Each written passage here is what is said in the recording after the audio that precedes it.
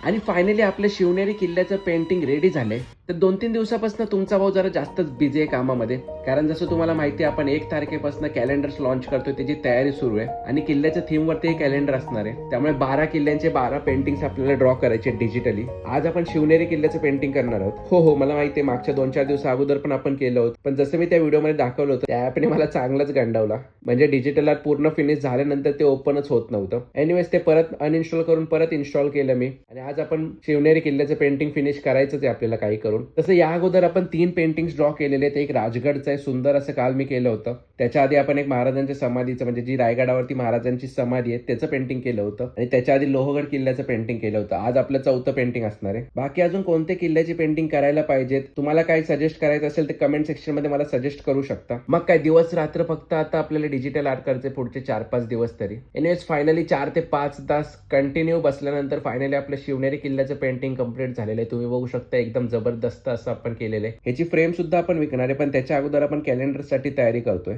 परत संध्याकाळी मी अजून एक डिजिटल आर्ट करायला बसलो, पण त्याची व्हिडिओ तुम्हाला उद्या बघायला मिळेल, कारण आता जास्त व्हिडिओ करायचा माझा मूड पण नाहीये. कारण पूर्ण फोकस आता आपण डिजिटल आर्ट वरती पूर्ण करण्यासाठीच देतोय. त्यामुळे हा व्हिडिओ आपण इथंच एंड करूया.